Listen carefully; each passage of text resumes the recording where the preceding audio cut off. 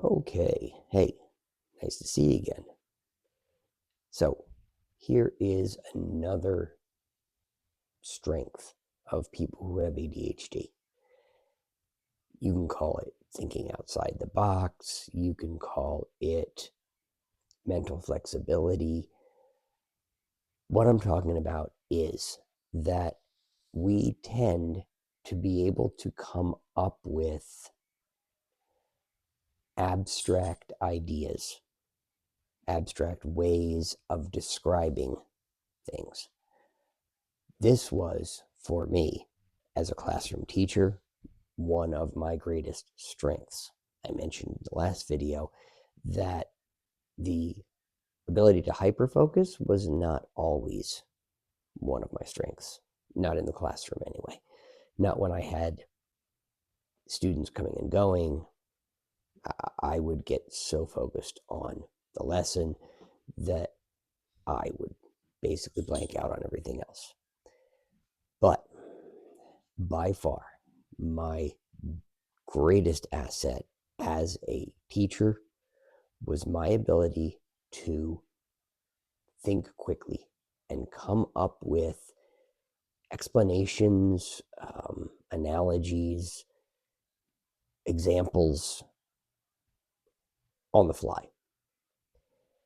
That's one of the reasons why my tutoring and ADHD coaching is called analogy, because that was my greatest strength.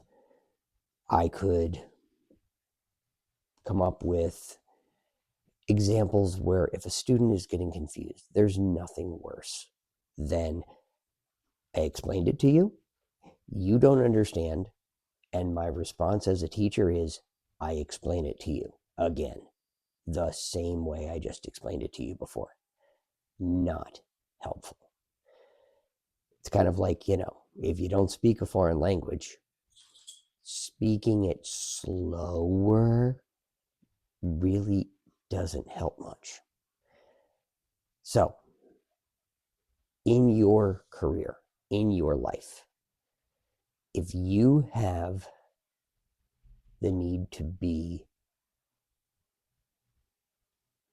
quick-witted, think fast, come up with ideas on the fly, this is something you need to lean into. Correct. It's going to mean that you are not necessarily following the script. That's okay.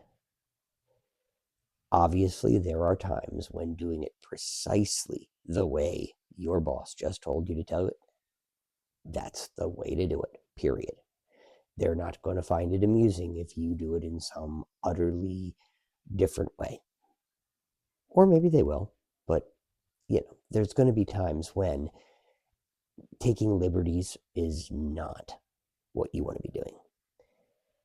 But when you've got those kinds of things where what really matters is the outcome, not the process, don't be afraid to sit back and think, how would I explain that?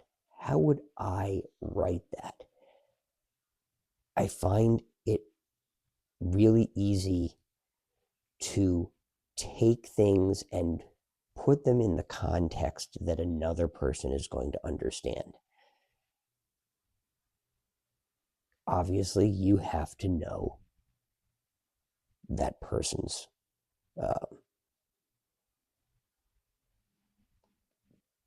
basis for understanding. You need to know clearly enough what they do and don't understand and what they're familiar with.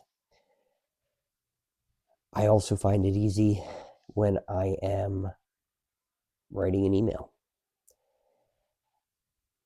There's nothing worse when in writing text, email, context gets lost. And so very, very frequently, I will include an example, an analogy, a scenario that illustrates this, not necessarily a real one, a hypothetical one. Hypothetical is your friend if you have ADHD. because it does not take a whole lot of effort to come up with wildly unique things. So, this is just a short one, but if you have a job, if you have a coaching position, if you are an educator, if you are a trainer, if you have to get an idea, a process across to your employees or your kids,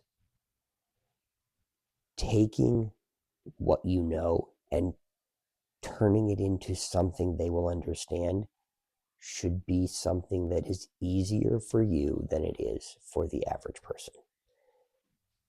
Don't see that as you being wild or scatterbrained or you can't keep focus on the task at hand. Some people might tell you that. They're like, why are you off topic? Maybe they're not giving you the chance to finish your little story and have them go, oh wow, yeah, I see that now. I didn't ever think of it in that way, but that's a gift for us. So make the most of it. One more video that I'm going to make on our strengths as ADHD persons, and that is going to be on enthusiasm, leaning into your enthusiasm. And that's going to do it for today. Hope you enjoyed this one. More to come. Thanks. Dave Arrow, Analogy ADHD Coaching. Have a good one.